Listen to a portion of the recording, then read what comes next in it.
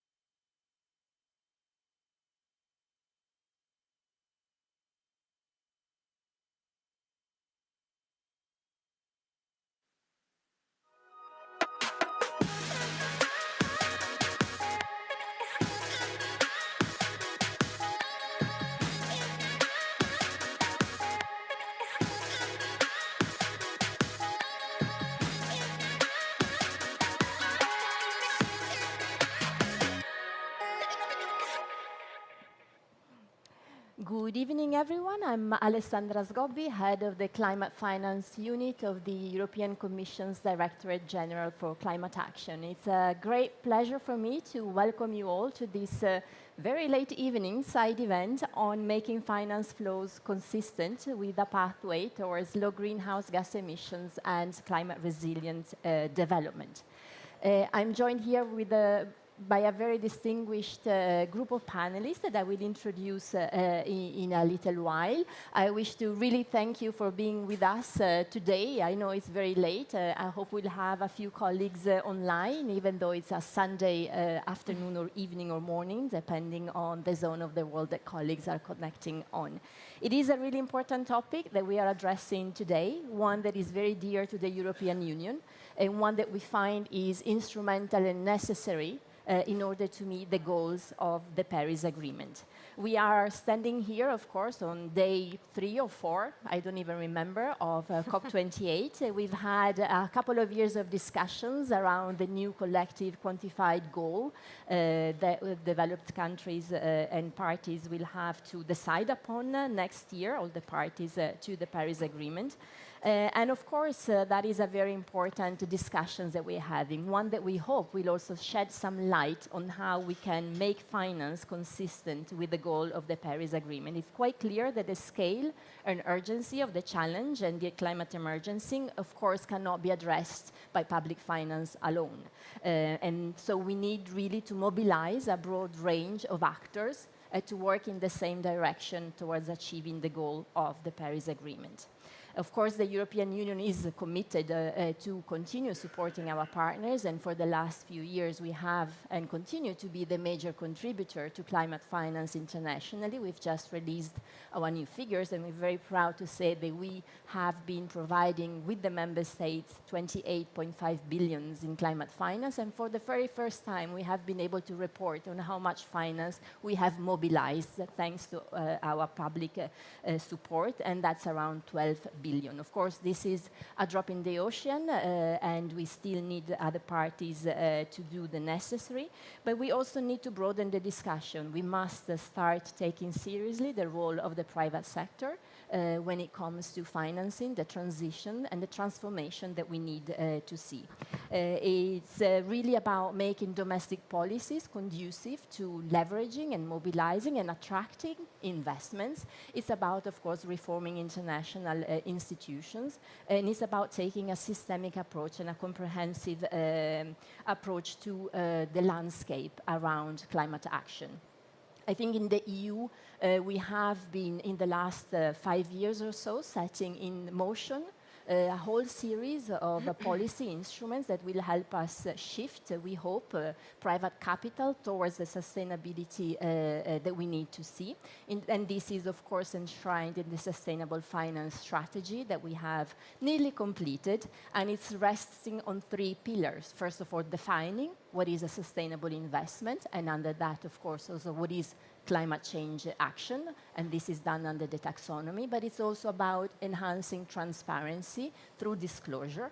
And finally, it's about making sure we have the tools that we need to set benchmarks and make sure that we do not have greenwashing or wishwashing, no, wishful thinking, and we have the instrument we need to also assess not only the goals, but also the transformative and the action that private sector will want to put forward.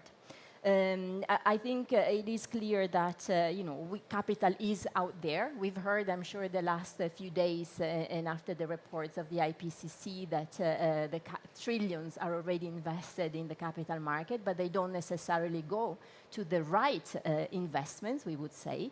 We still see quite a lot of investment flowing to fossil fuels, of course. We see a lot of subsidies, direct and indirect. How can we jointly shift all this existing finance is definitely a question that we need to ask ourselves. And that's why I'm very pleased to be sitting here with you this evening. And we have a wide variety of experts on this podium today to help us unpack some of these challenges and opportunities that we have. So I'll start by introducing all of you, and then we'll get started with our discussion. To my left, we have Dr. Sam Kojo. He is Assistant Commissioner for Macroeconomic Policy at the Department of the Ministry of Finance, Planning and Economic Development of Uganda. As I was telling Sam, I have been working when I was, much younger than now in his ministry, and it's still very dear to my heart. I'm sure you will have a lot to tell us about the challenges and opportunities we face. Sam is also the Ugandan Sherpa to the Coalition of Finance Ministers and a former co-chair of the coalition itself. We are joined also by Irene Hemsker, who's heading the Climate Change Center of the European Central Bank. She's responsible for shaping and steering the ECB's climate agenda, both in the EU but also externally. Irene is representing the ECB in the steering committee of the Central Banks and Supervisories Network for Greening the Financial System, which is also a very interesting group of actors that we really need to bring to the table. We are also joined by Mr. Jean Pesme, who is Global Director for Finance, Competitiveness and Innovation at the World Bank. He leads the World Bank's work to promote the development of sound, stable, sustainable and inclusive financial systems. That is, financial systems that are resilient, that are open to the poor and make finance accessible for them, and that support economic activities that develop financial markets.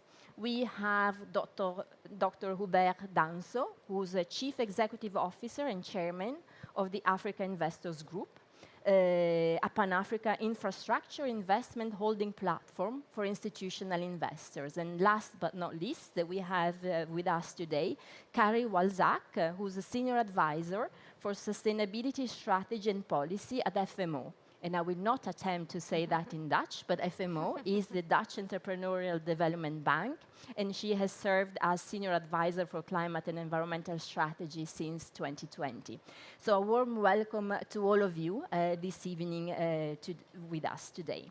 So I'll ask a first question, and I'd like to hear your views around the same topic, but from very different perspectives, I am sure, just to get us started and warm up the discussion a bit. And the question that I would like to start with is, how do you think that the governments should or could influence investment decisions for low greenhouse gas and climate resilience investments? And if they already do, how do they do that? Sam, would you like to get us started? Okay. Thank you so much, Alexandra. And I'm honored really to be on this panel and be able to talk about this very important subject matter and subject that is on my heart. I'll start by coming out with the challenge that we face. The major challenge, especially coming from a developing country. One, we want rapid economic growth. We want to reduce poverty. We want to increase employment. It means we want to invest. Where to invest is a big question. And if we want just to invest the way we've been doing traditionally before, we know it's not sustainable. And according to going by the Paris Agreement to reduce GHG, greenhouse gases, we know that's the sustainable way to go. So how do we do it well is a big challenge that we need to answer and that we've been trying to answer a number of times. But how can it be done? And I'll talk about how can it be done and give examples of what we're trying to do.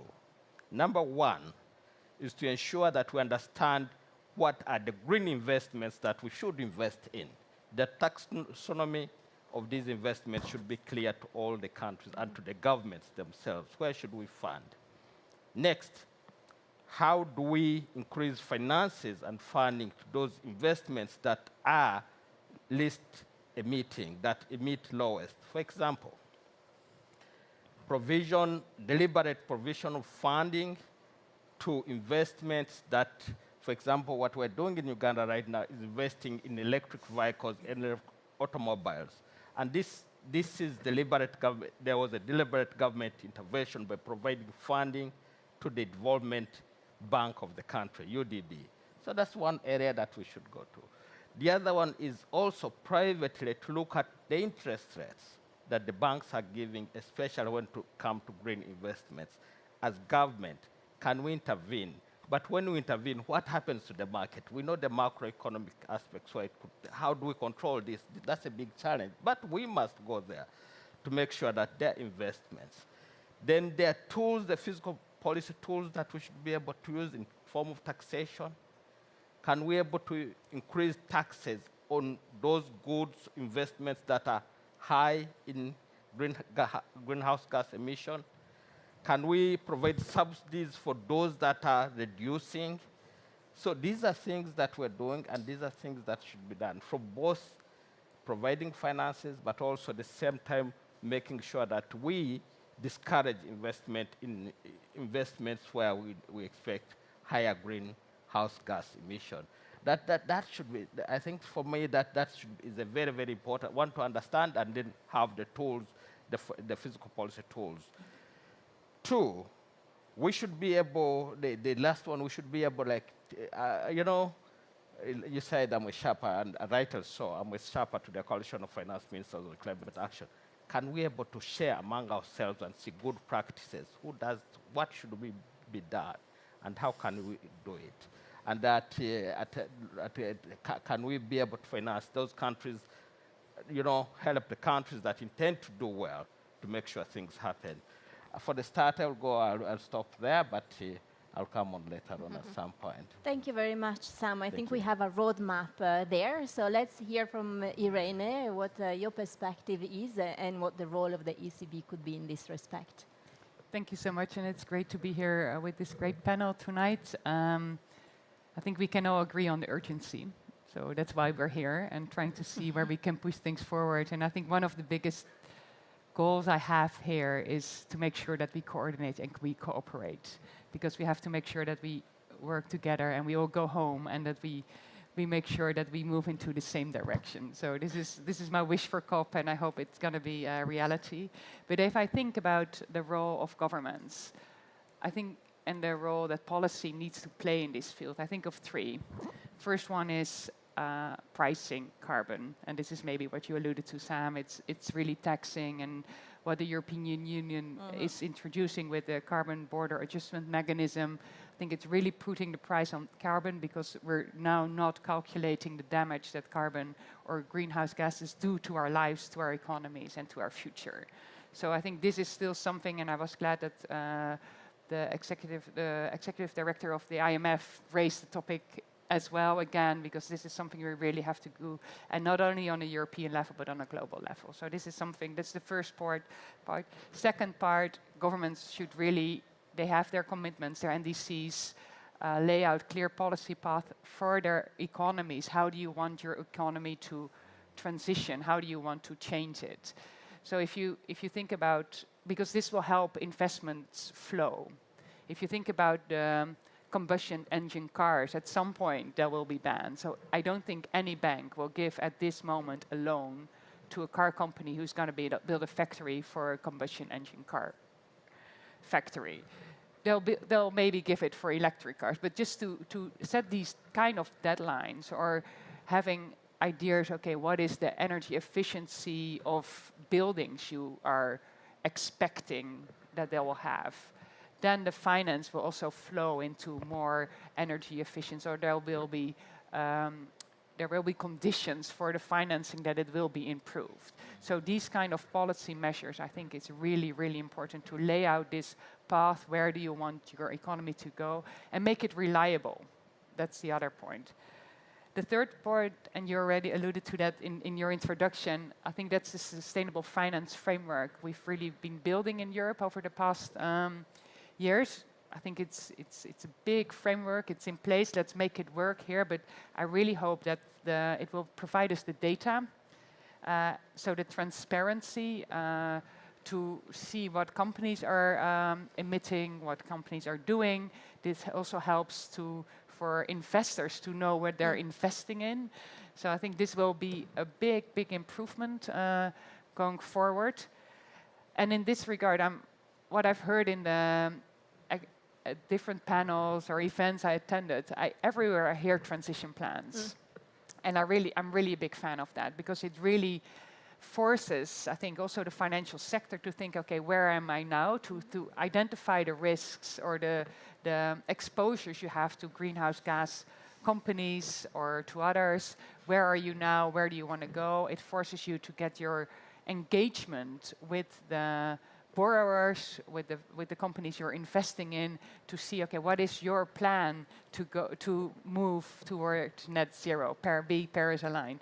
And I think this is really something we need to shape together. And I think for COP, I'm glad that it's on the table here, because you need all those frameworks talk to each other and build on each other. We need it from a central bank or supervisory perspective, from a risk perspective, right? What is the risk that a bank has, and how do you assess it? So how do you manage your climate risks through a transition plan?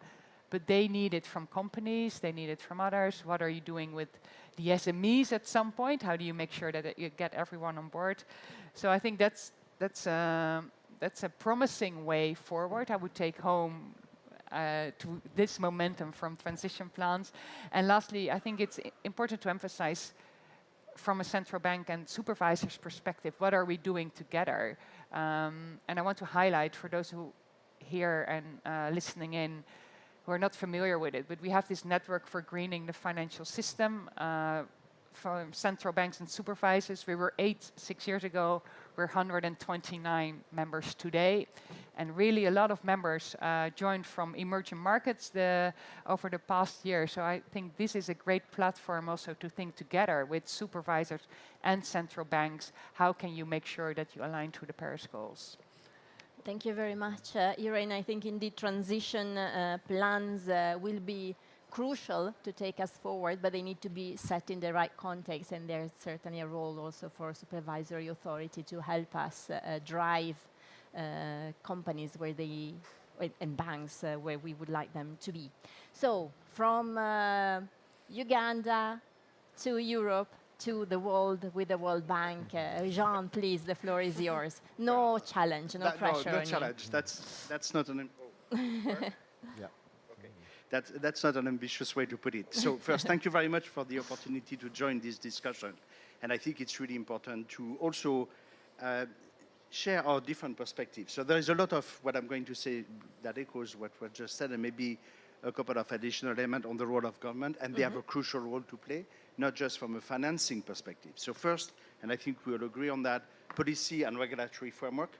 So that's a way to have clear policies, provide the right incentive and enabling environment for the private sector, but also define what are the ambitious targets, what's the pace at which countries are trying to achieve them, and also provide a little bit the longer-term perspective, which is sometimes also a bit missing between short-term objective and medium-term objective. So really important to do that. So because I'm coming from a financial sector perspective, greening the financial sector is extremely important from that perspective, and that's where also disclosures are going to be very important. So disclosure, clearly a very important agenda going forward, and that's part of this policy regulatory framework. Second element, public sector investment. So you still need public funding to support low carbon, climate resilient, in particular infrastructure. This is also a way to act as a catalyst for private investor, but also by prioritizing climate impact in public investment, government can demonstrate their own commitment and also reduce the real or perceived risk for private investors. So still an important role for public sector investment. Third element, financial incentive and instrument. So there is a range of tools that can be mobilized to steer investment towards low carbon, climate resilient solution. So fiscal policy, tax credits, subsidies, carbon pricing mechanism, as we just discussed, but also elements related to financing green. So we discussed taxonomy, but also risk sharing, and risk sharing really an important element that we see in emerging market.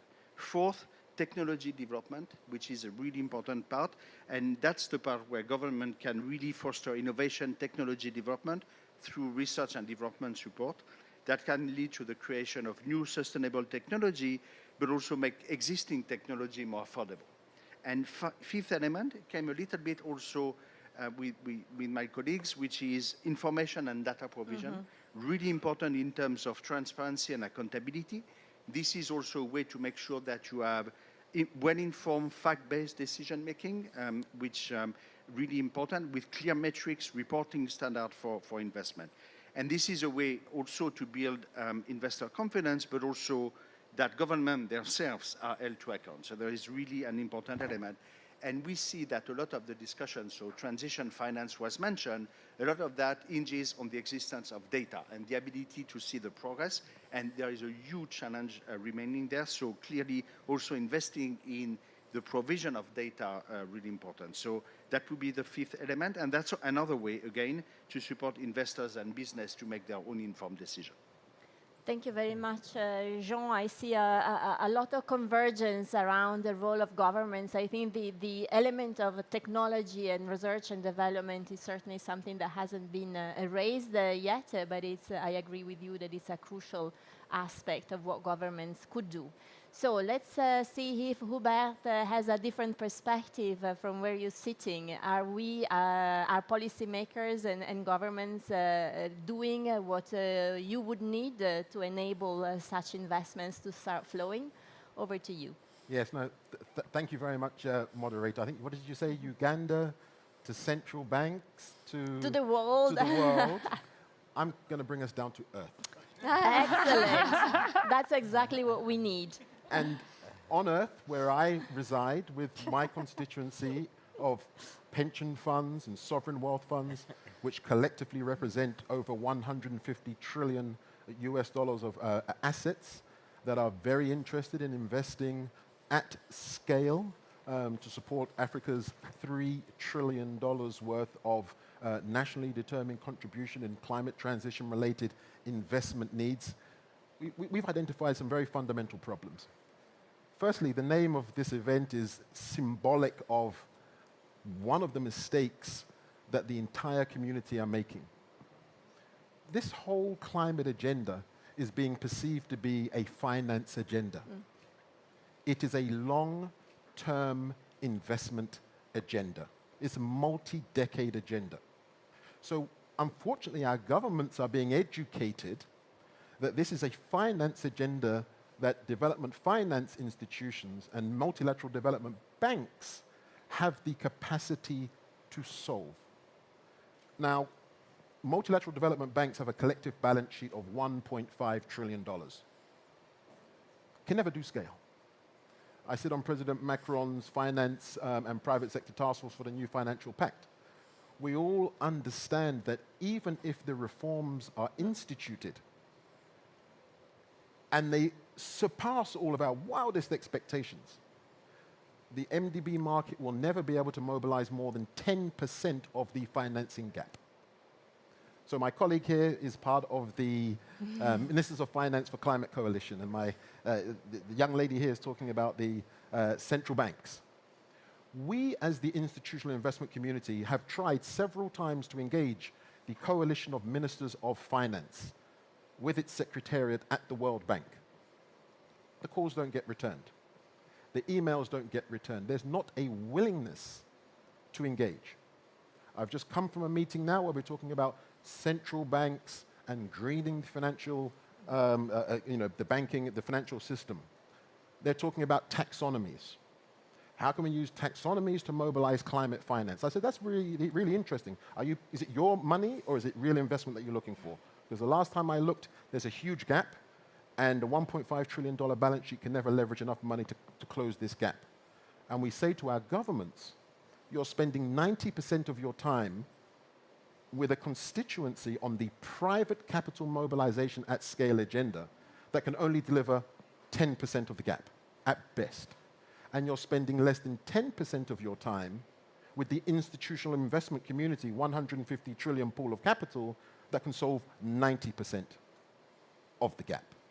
So we actually think that there's a fundamental problem there. And I raise that not to show how much assets we have versus MDBs or DFIs. I raise it to say we have to deal with scale. And we have to be very realistic about scale. So today we were talking about the taxonomies for central banks, the greener financial system, and I'm told that it's all under control, and it's going to crowd in private capital. I was asking them, which of my colleagues from the institutional investment community have you engaged in that taxonomy? Not a single one. So you're sitting in your public mindset where you've got a private capital mobilization track record that's on the floor. For every $1 of finance you provide, you're supposed to mobilize $10. You currently mobilize 20 to 38 cents. That is the statistic. But yet we sit here and talk about how can we crowd in the private sector. So I think fundamentally my message to governments is you need a different type of relationship. We describe it as climate investment statesmanship. We need to break out of a model where the math doesn't work. The math does not work. We need to fix this private capital mobilization problem. My good colleague from the World Bank has talked about data.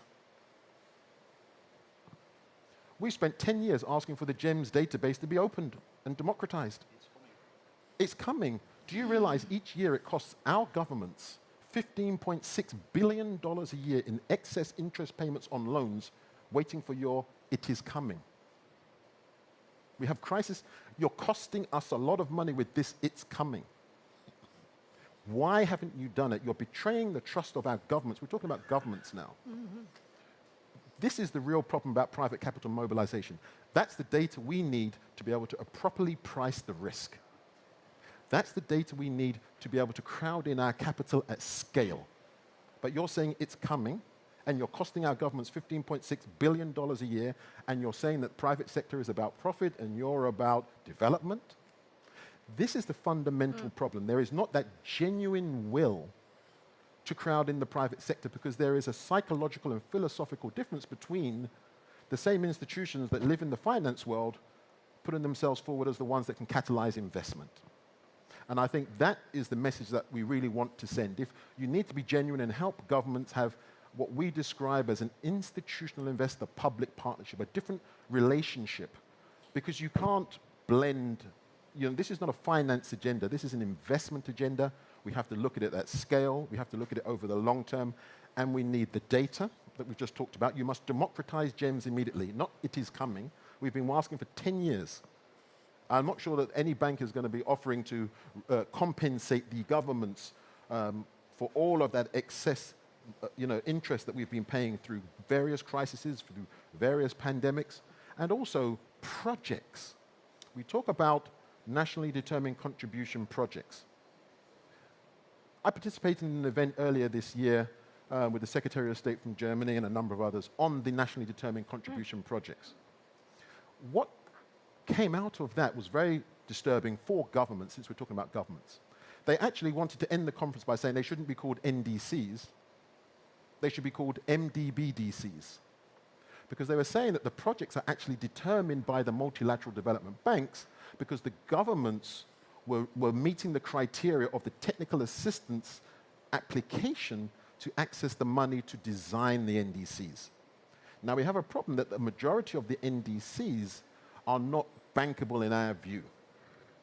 So we as the investment community would say to governments, as you are putting it to us, we have the expertise to be able to support. When you have the Net Zero Industry Act in Europe, you don't have to apply and then wait 12 months for an application for project preparation, and then a consultant comes in. I think the climate champions described it as about 27 months to get resources.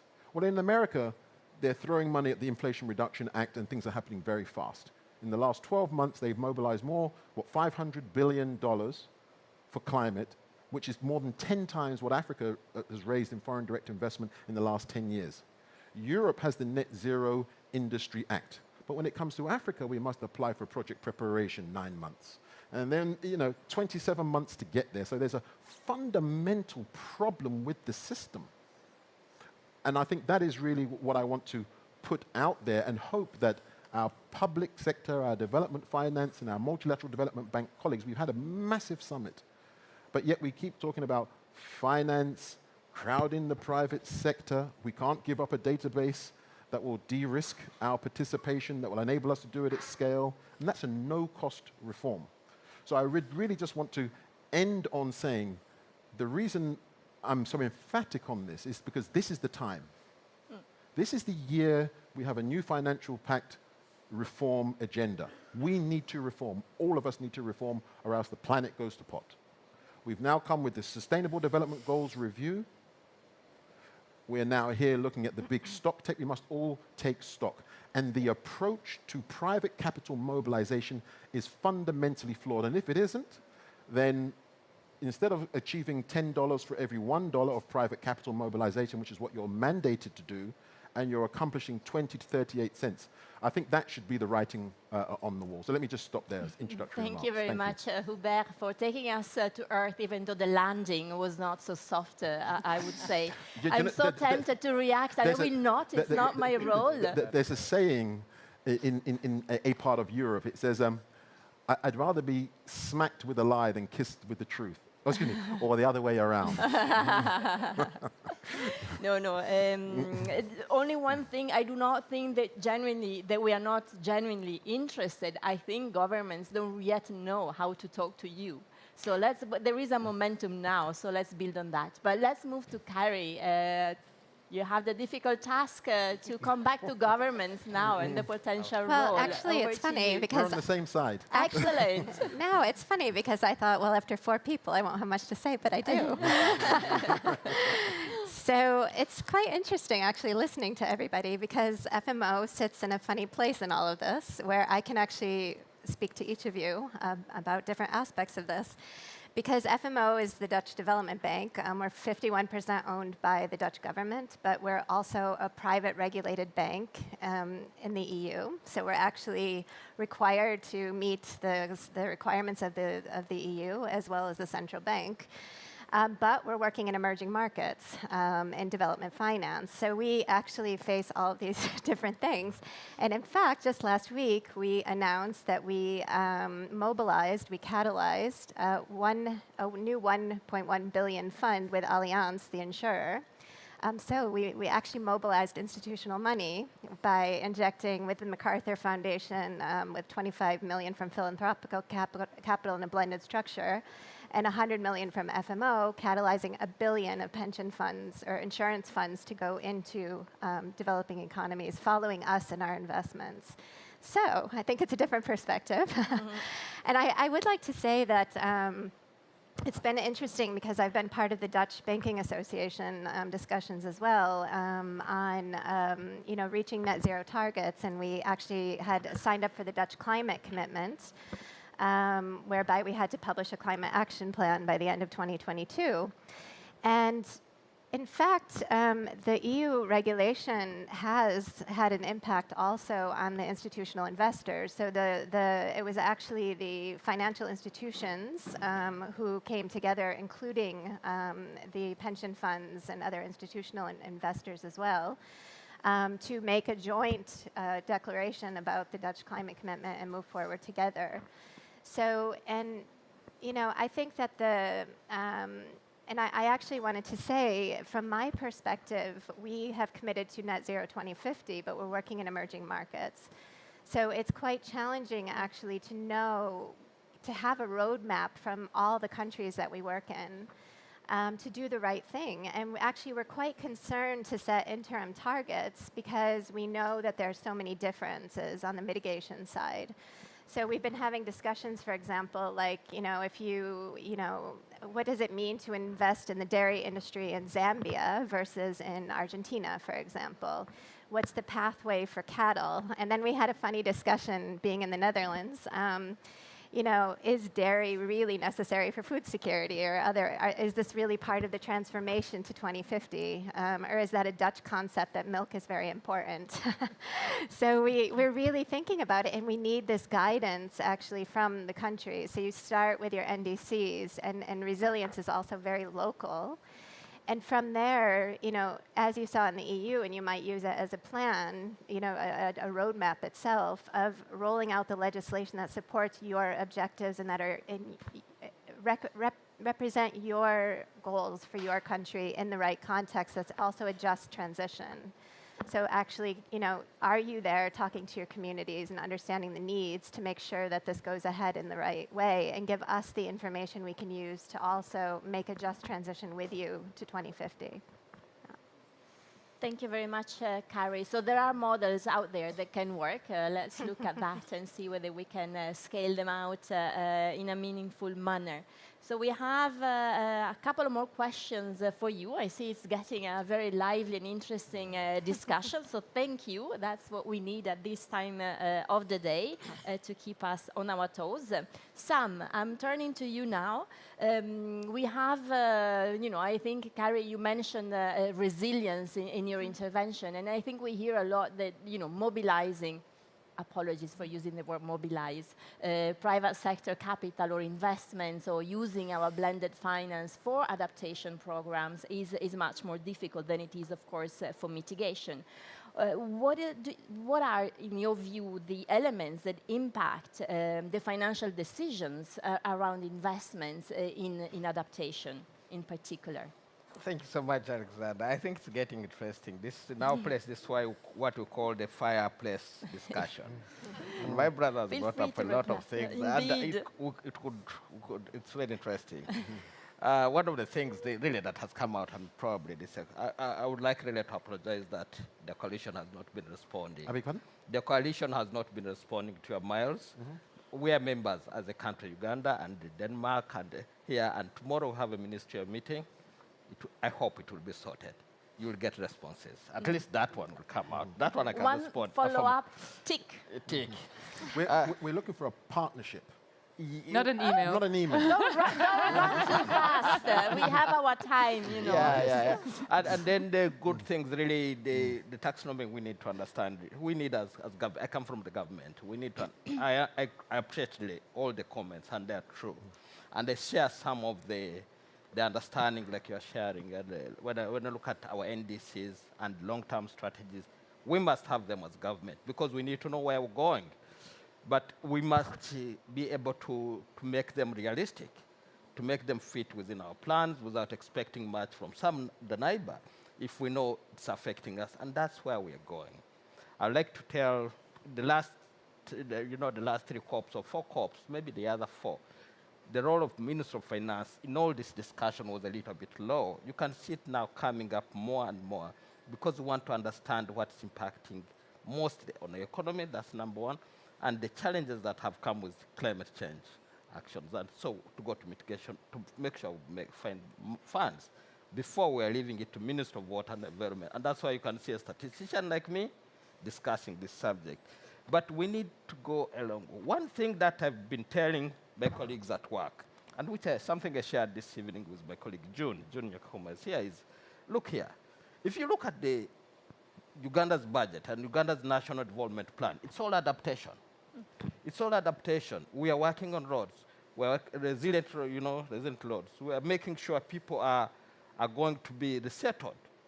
where there has been floods and where there's drought to make sure there's food. We're going into irrigation. These are things that we're doing. You know, and this is in our budget. So what stops this budget to be a green budget? What stops this budget of ours to be reflected in our NDC, and so that we show that we're funding NDC, our NDC is 100%. You get it? Instead of saying 20 to 80, so that whatever money comes from external, whatever money we get is an addition. These are things that we need to think about really from your argument, and I think we should be as positive as that. We should be able to tweak our investment a little bit. If you are constructing a road, why don't you make sure the drainage is good, is big? If you're constructing a road and it's going over a swamp, why don't you make sure, why do you grade the whole swamp and put concrete on the swamp? Why don't you go over? I know, like I started, it's going to be a little bit expensive and we want development, but this is what we're going to call sustainable development. And sustainable development for ourselves, not for anybody else. And that's where we should go, in my view. And the discussion within ourselves as countries, before we start getting everybody globally to come and discuss with us, should be centered there. And when we're mobilizing private sector funding as government, we should know that we're doing it. It's a cost. It's going to have a cost on our revenue. That's number one, even on our expenditure. And we should go there, knowing what it's supposed to be. Direct to the question, back to adaptation. I was just Briefly. One of the things that that government, you know, yes, we've been funding mitigation and adaptation, mitigation mostly, but if you look at the budget, like I said, Uganda's budget is adaptation. And what we're doing is we're looking at making sure the settlements are really, people are settled, can be settled properly, the infrastructure is resilient, is not in the water. We're making sure we're investing in research to make sure, like research, more resilient crops to be invested, to have more food and continue planning. It's a long list. I'll not go into that, but the policies are in place, and definitely following our NDCs and the LTC. But we want to localize the NDCs and the LTCs as much as possible, not to depend on someone else. Let me stop there. The Thank discussion you, can be Sam. long and long and long. Thank you. We'll have a drink afterwards Oh, and then great. Then continue we'll in a discuss. more informal Yeah. setting. Yeah. All right, Carrie, may I turn to you? As you have been working with investors, including institutional investors, what are, from your perspective, the challenges and the obstacles that they are facing if they want to invest to scale or not into pilots, into adaptation in particular? Yeah, so FMO published a new strategy last year called Pioneer, Develop, Scale, which I think explains this quite well. And why did we do that? Because when you start with Pioneer, often you hear, yeah, the money is there, but there are no bankable deals.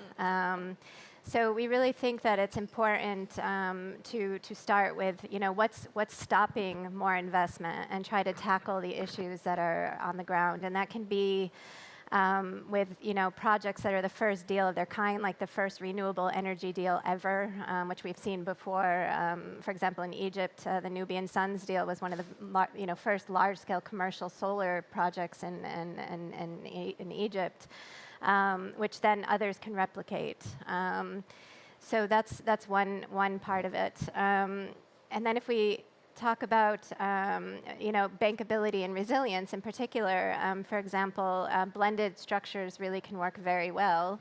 And in fact, the Dutch government originally gave funding for a blended structure called the Dutch Fund for Climate and Development, but actually the EU is now also supporting it to grow further, EFSD Plus, under the EFSD Plus program. And this is a special facility where it's really about real partnership. So actually, FMO's partnered with SNV and WWF, the World Wildlife Fund, to basically be on the ground and finding the deals, because they're on the ground. They know, farmers, for example, what the issues are, where, how to do it. They make the deals. They work on making the deals bankable with grant funding, and then basically it's ready for financing from FMO and our partners on the climate climate fund managers for water deals. So you see different ways that blending can also work toward launching this. And I think I just wanted to point out from a policy perspective, then it's the taxonomies, for example, that support, where those investments should go. So you can see how that works in positive impact, basically. But it's also important, and we look at if we look back to the EU framework of do no harm, it's really important to put the legislation in place, I would say, to make a level playing field. In Nepal, for example, we had an initiative to work with local banks to look at ESG, to teach them about ESG risk and hydropower. And actually, this makes a level playing field that if all banks have the same requirements, for working on a hydropower plant, it was actually using the IFC performance standards as a basis, then that's the requirement for the sector, but you also have a level playing field where all banks are doing the same thing. And that can be very helpful for the market, in fact, and also toward making this a sustainable transformation. And I'll stop there as a starting point. Thank you very much, Carrie. Jean, so we need to find the deals, as Carrie has just said, for adaptation. Is this something that the World Bank is addressing, or how are you addressing the issue of adaptation finance in particular? So before getting there, I also want to follow up a little bit on the challenge and challenge. Why me? No, very good point. So part of it, the sense of urgency, I think it's an important one. And this is something that really we are, at the bank, we are seeing quite a bit of a change at the moment, as you may have noticed also with our new president, etc. So there is that element of urgency, that element of going at scale, and also the partnership and the dialogue with the private sector. So the Private Sector Innovation Hub is a way to deepen that discussion, to hear directly from investors on what are the challenges. And some of them are on what you described, which is pipeline creation, bankable project, and it should not take too long. I mean, you need to accelerate things. There are also elements with specific risks that are very difficult to address. So a lot of discussion on Forex risk. What can be done? So some of it is more on the policy side. Some of it may be mechanism to reduce those risks. But then I'll come back to that in 1 second because that relates to adaptation. All the elements related to the mobilization of domestic institutional investors, building up domestic capital markets. So this is where we are trying to bring, with added element of depth and urgency, all these things. At the same time, and some of it is adaptation, some of it is mitigation, we are trying to innovate in the way we do business. So one recent example is an engagement with Rwanda, with one of the development banks in Rwanda, where part of it is how to leverage the balance sheet of that public sector institution that issued a sustainability-linked bond. The bank financing is doing partial risk coverage of that, and they were completely oversubscribed when they went to market. And we work on the KPI with them. We worked also on the structure of the deal so that there are very clear incentive for the authorities. And through that, we are getting to leverage ratio that are 1 to 3. So not yet 1 to 10, but much better than 1 to 30 cents. So these are the kinds of things that we are doing, and in Africa. So it's not just in a very sophisticated country. We have a parallel operation in Turkey that was recently approved by the board, where again, we are going to work with their local, one of their local development bank, and it's more interacting on equity. So as to provide equity, in particular to SMEs, so that they can adapt much better and do the investment that we prepare them better to green and to adaptation. And so on that, we are still beginning the work. The idea is to mobilize a lot of the domestic investors again. I cannot give you yet a ratio on this one, but again, a different approach, and also where the objective is to mobilize long-term finance. So that time horizon element that we know is a big, big challenge when it comes to climate. Now, if you look at adaptation, so a lot of what we are doing is about diagnostic data. So the bank has actually developed quite a bit of diagnostic tools that are very focused on physical risk, resilience metrics, how to be able to have better understanding of the readiness at the country level and reduce the physical element of the risk, and at the same time better understand what are the financial protection elements that can be in mind. So that's one of the examples of the things that we are trying to do on adaptation, and it's at the sovereign firm level as well as household, which is improve financial protection. And some of that you can do it by mobilizing private markets. So it's not just public funding, but you have layers of financial protection, and that's a way to attract this kind of investors. Now, we are also developing contingent financing. So this is also part of the bank roadmap, the evolution roadmap on developing contingent. So you've heard a lot about the debt clause, but there is a broader element in terms of developing contingent financing element at the sovereign, but also under this. So I'm going then to take an example, SME finance, which is obviously a priority for us because this is where the jobs are created in an emerging market. And the part there is then you need to get very customized because the risks that are faced by SMEs are very local. And that's the part where we think the response to that in terms of private capital is not going to be cross-border capital. It's really domestic financial system. So part of it is on the banking side, but also developing capital market long-term finance at the local level to be able to provide those solutions that are much more customized to the reality on the ground and the needs of the SMEs. So this is where, again, a continuum of intervention, but really ramping up adaptation, where the gap between the needs and the reality is even higher than mitigation. Thank you very much, and indeed also for reminding us that it's not just about investing in resilient infrastructure, it's really also about financial protection and certainly contingency financing.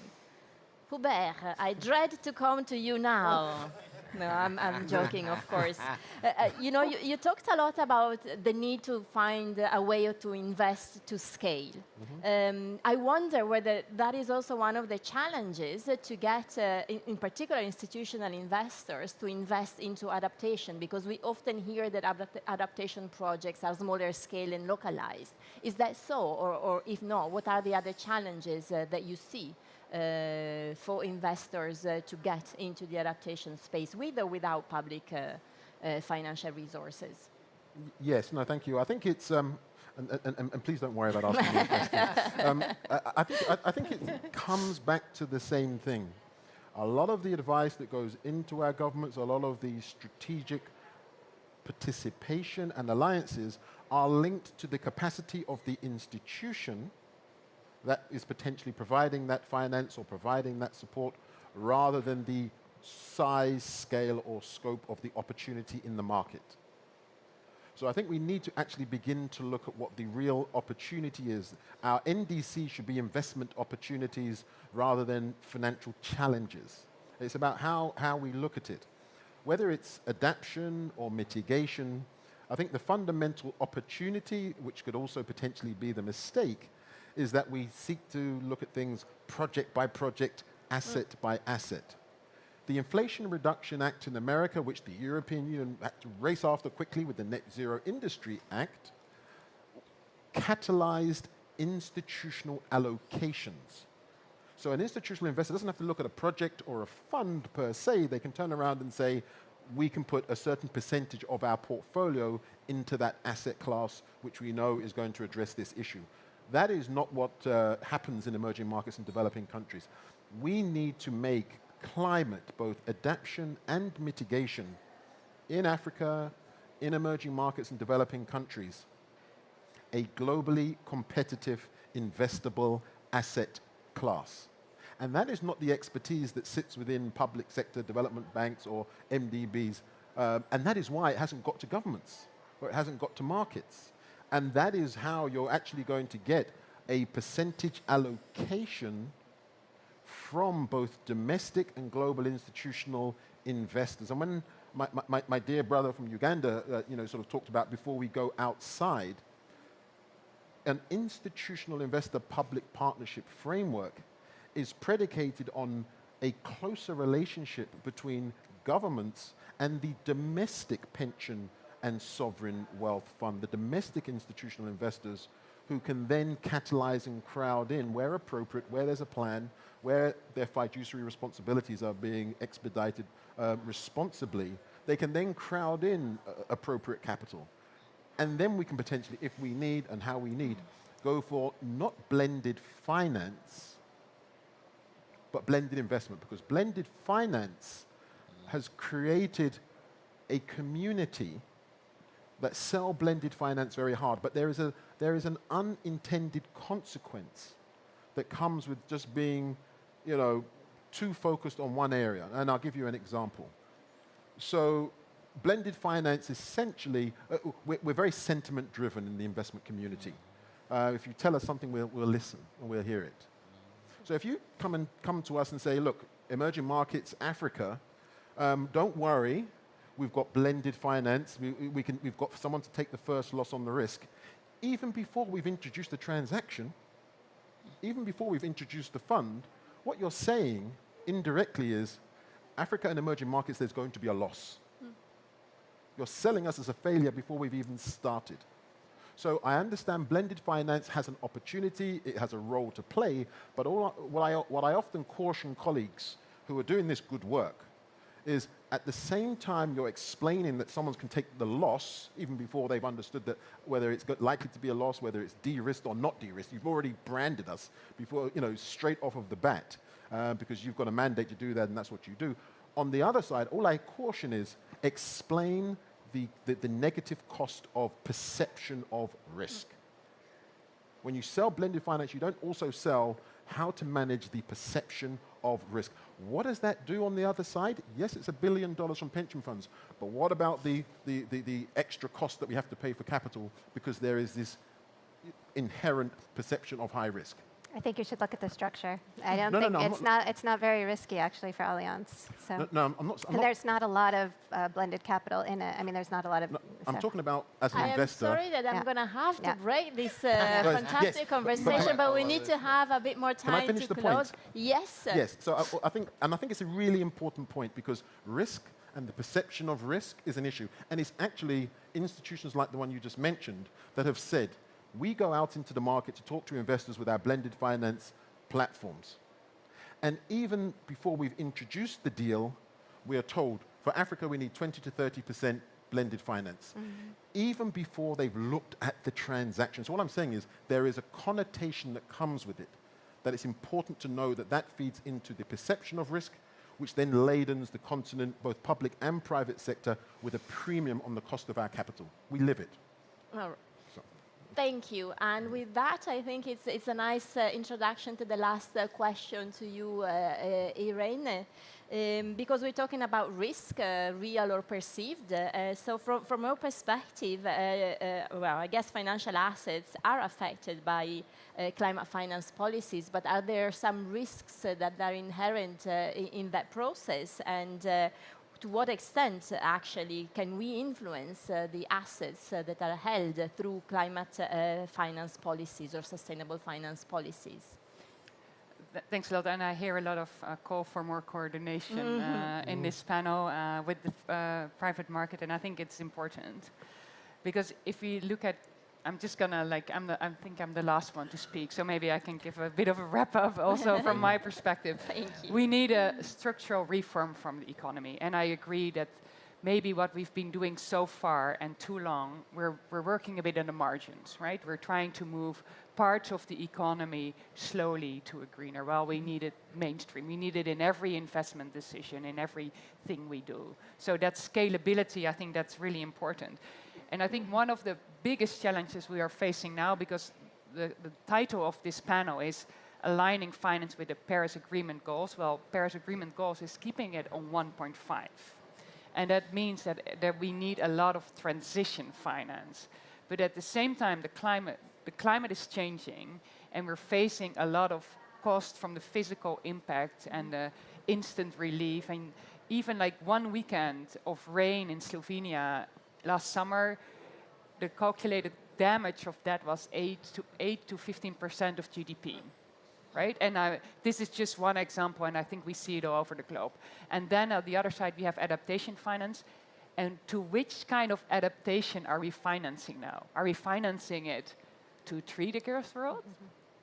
Or we have to finance it now to a 4 degrees world, so we're really up to scale there. So I really see in front of us not such a bright future, because how are we going to really fund all these elements? And because there are risks involved. And if you think about where are the risks sitting, and of course we all have a role to play here. I see it, like President Lagarde always say, okay, we're not the driver of this bus, all right? Those are the policy makers who really have to make sure that the economies go in the right direction. But we're in the bus, right? We're in the bus as passengers, and we have to play our role here. This is what we do at the central bank. Of course, we're more on the risk focus. If you think about where do the risks really sit, it's still like, how are you invested in the greenhouse gases? What is your scope 3? What is it that you have on your balance sheet? And really try to get it out with the transition plan. The other one is, of course, the physical risk, and this is what we're seeing already, and this is really localized. I think a lot of the panelists said that as well. So I see a lot of risk coming, and I really hope we can turn it more to opportunities and say, how can we use the opportunities to invest in it? And we've done a couple of stress tests at the European Central Bank. So looking at the longer term, how will the economy look like on a, if we don't do any transition, if we do it too late, or we transition now, we put money in the economy now. Well, there's no surprise that all these assessments, all these stress tests pointed out it will cost us more now, but on the longer term, it will save us money. So I think this is a call that we really have to put the money soon into the transition, because otherwise we'll be financing adaptation for a 4 degrees world, and it'll be much more expensive. Yeah. Thank you very much, and I hope there is a hope in that. I think let's see what the COP delivers. We certainly started on a high note, and I hope that we will keep the same pace to the end of the COP. I do think we have an opportunity now. We are starting this dialogue, we are starting this cooperation, we started to connect the different dots. And it's a bit of a clash of culture, of sectors, but I think we are heading in the right direction. The question is whether we will be able to get there fast enough, and I hope that we will. So with that, we have a few seconds left. I would like to really thank you for the fantastic discussions we've had. I've really enjoyed it, and I've taken lots of notes from all of your interventions, and I'm sure there will be plenty of follow-up that we will do. Thank you, and thanks to the audience here in Dubai, and of course also online, for staying with us. I hope you've enjoyed it as much as I have, and see you next time. Thank you again. Thank you, Alex. Doing business in Africa. You can't afford to be without Africa Investor.